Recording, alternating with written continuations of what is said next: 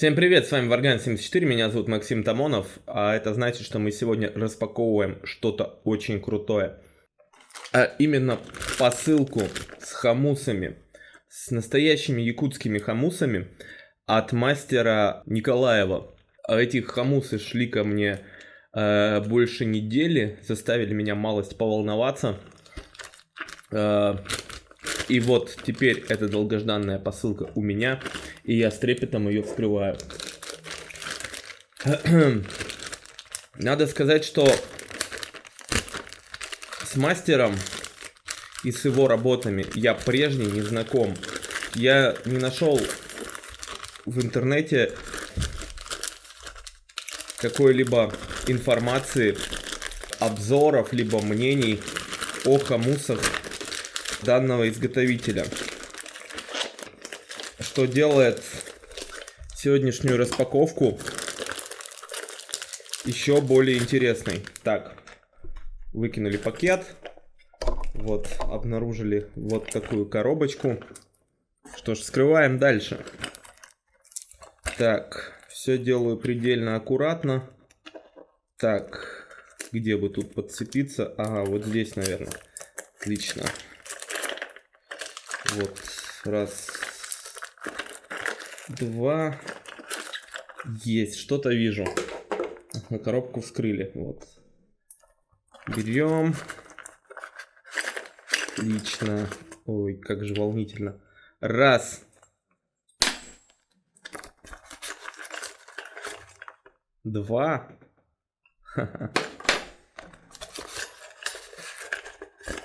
Три. 3 якутских хамуса. Что ж, вот беру первый попавшийся. Вот. Обратите внимание.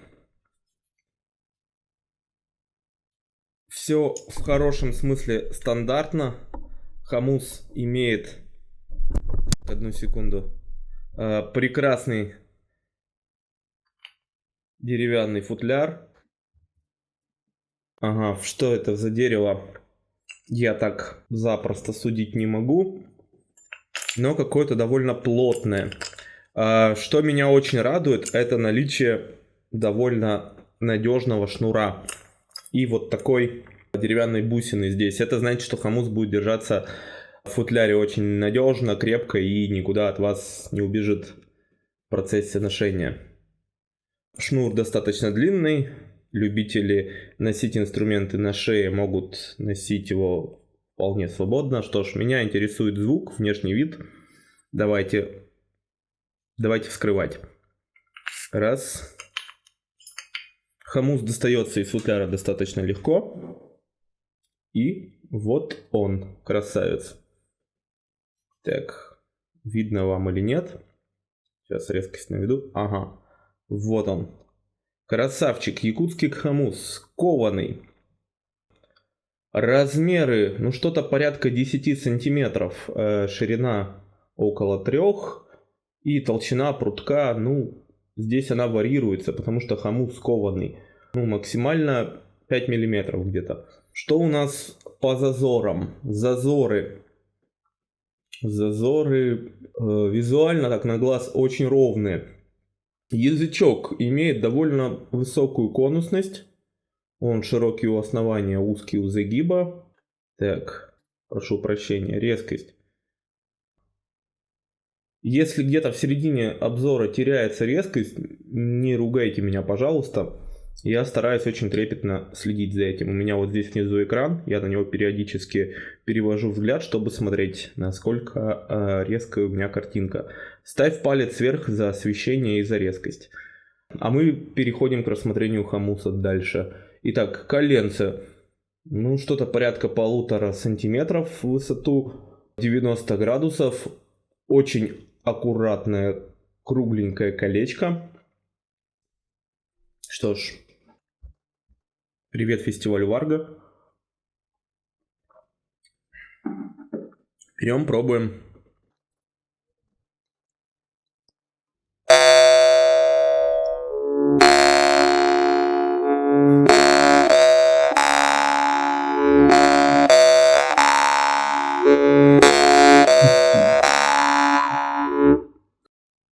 Как обычно, вот здесь внизу появится нота. Сейчас тюнера у меня нет под рукой, но по ощущениям это что-то очень близкое к ноте ре, может быть ре диез, может быть выше.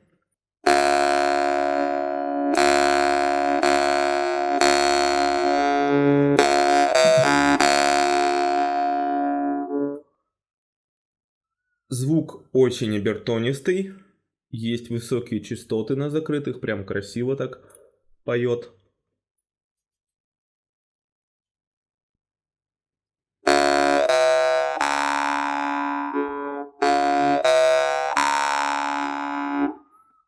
На низах есть такой ровный, четкий фон, такой призвук, характерный для якутских хамусов. Полагаю, тому способствует форма язычка, ну и вообще традиция ковки данных варганов. И этот фон, он такой довольно приятный, лично меня он не смущает. Что касается физических ощущений,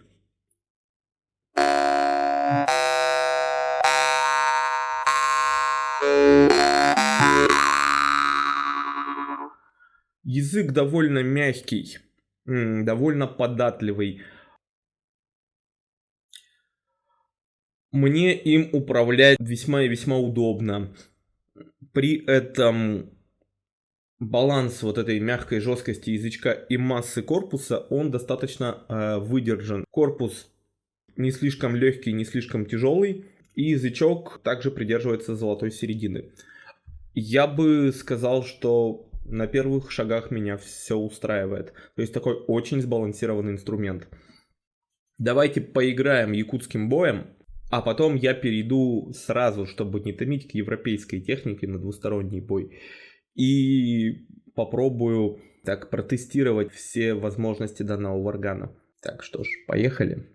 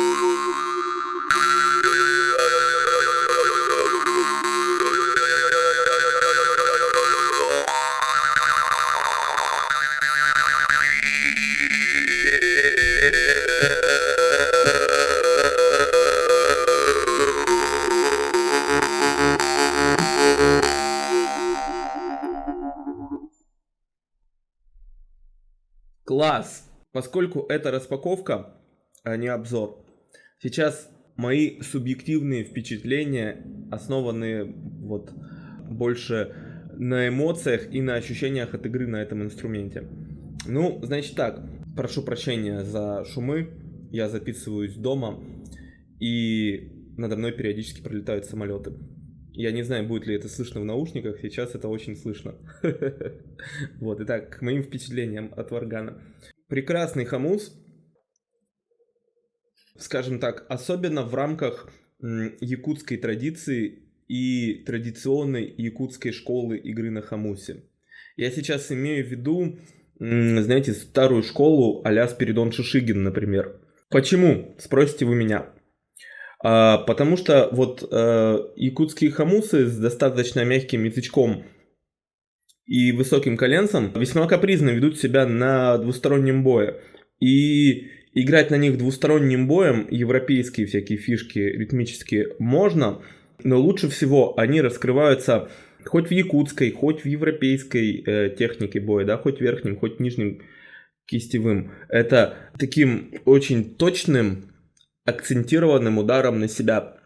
Тогда этот хомус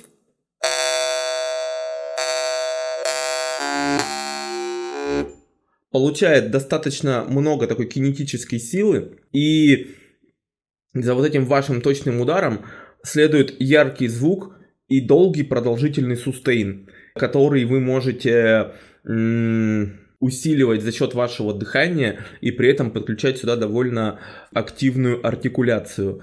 Я имею в виду артикуляцию губами, языком и, конечно же, горлом.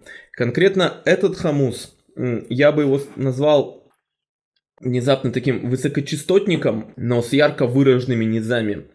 Потому что лично у меня он раскрылся, как только я подключил сюда игру на нижних регистрах, в частности на диафрагме. Вот этот вот низкий, да, свойственный вот конкретно этому хомусу фон, он из такого призвука превратился в его основную, скажем, фишку, в такое достоинство. Он стал усиливаться за счет дыхания.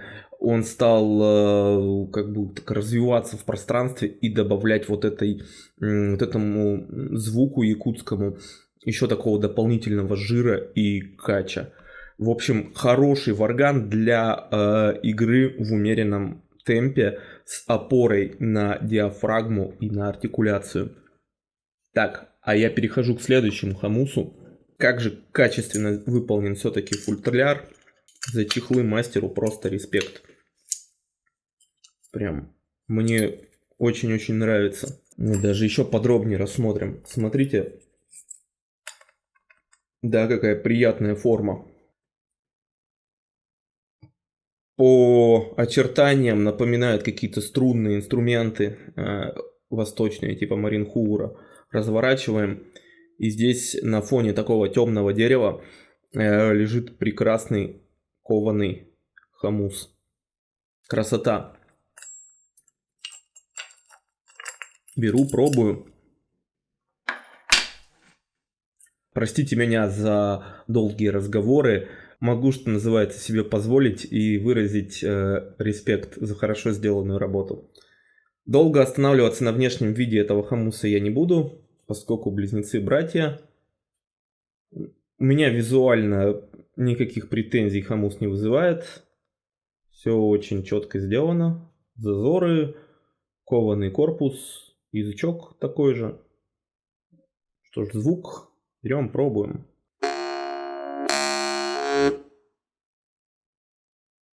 Сейчас по ощущениям звук несколько ниже, нота появится вот здесь.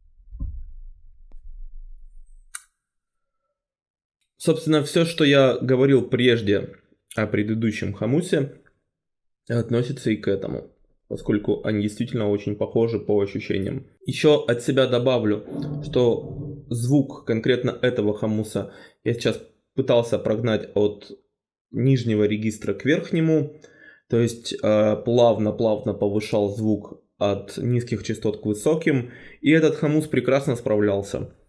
То есть вот этот вот призвук низкий, такой основной фон, он ничуть не мешал.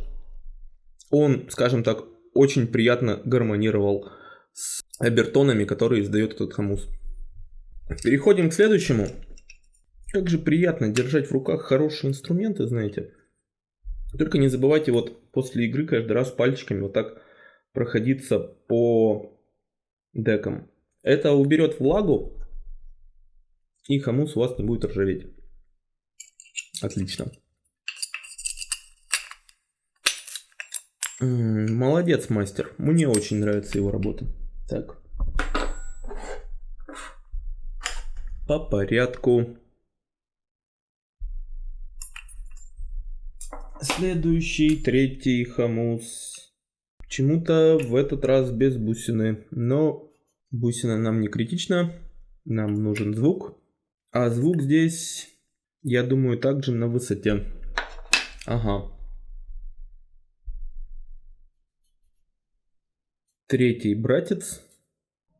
Язычок. В данном случае, вот в крайней модели, я чувствую, что язычок несколько жестче. Вот из всех троих этот самый такой жесткий по ощущениям. Но, опять же, это в сравнении. То есть язычок здесь умеренной жесткости, звук, я чувствую, что он высокий. Примерно нота ми, может быть. Точная нота будет, как всегда, в титрах.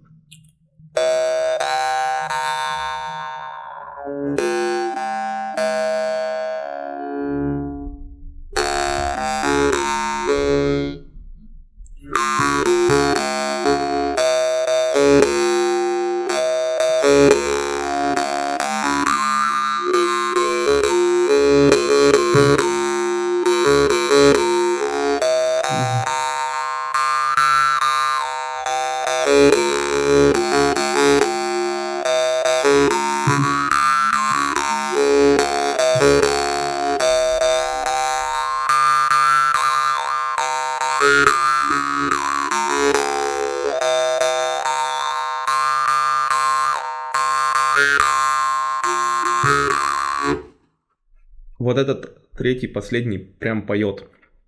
Вот если первые два, они так рычали, басили, то этот прям так высоко голосит. Мне нравится. Давайте попробуем нижним кистевым.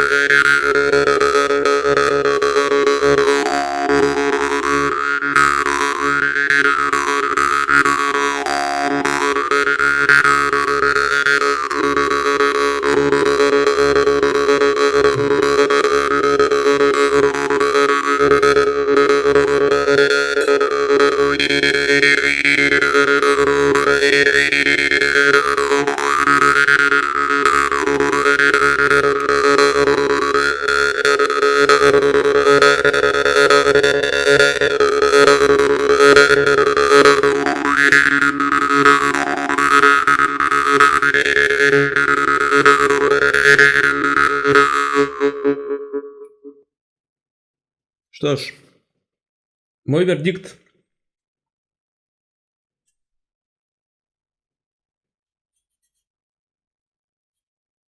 Мой вердикт твердая пятерка. И даже без бусин на чехле этот варган весьма и весьма хорош. И всей тройки этот показался мне наиболее неоднозначным и тем самым больше всего понравился. Он чуть жестче, это дает больше свободы при двустороннем бое. Опять же, забирает часть сустейна, но при этом делает варган более податливым. Все плюсы вот этого последнего высокого инструмента никоим образом не умаляют достоинств тех двух предыдущих. Я бы сказал, они наоборот прекрасно их подчеркивают. Все три инструмента очень хороши, и они могут стать вашими. У них у всех у трех есть приятный высокий обертон, который классно выделяется на задержке дыхания. Есть хорошо управляемая середина, и есть глубокий, усиливаемый дыханием низ. В общем, все то, за что я люблю якутские хомусы. Вдобавок ко всему, это хомус кованый, а значит надежный, сделанный вручную, сделанный качественно, с максимально четко выверенными зазорами, с язычком умеренной жесткости, который при желании и при умении подойдет для всех известных мне стилей игры, для современных каких-то трансовых вещей. Отчасти подойдет для игры мелодий и лучше всего, конечно же, заточен для игры в традиционном якутском стиле, поскольку это якутская школа изготовления хомуса. Что ж, мой вердикт 5 баллов. Хомусы звучат и выглядят прекрасно. Мастеру респект за такие качественные инструменты. Все их вы можете заказать у меня по ссылке в описании. А на сегодня все. С вами был Варган74. Меня зовут Максим Тамонов. Ставьте палец вверх под видео. Подписывайтесь на канал, если еще не подписаны. Жмите на колокольчик. Изучите контент на канале. Здесь очень много действительно полезных видео о разных хомусах и варганах от разных мастеров. Напишите в комментариях свое мнение по поводу данных инструментов, заказывайте их по ссылке в описании. Играйте на хороших варганах, играйте классную музыку от сердца, будьте здоровы. Всем пока!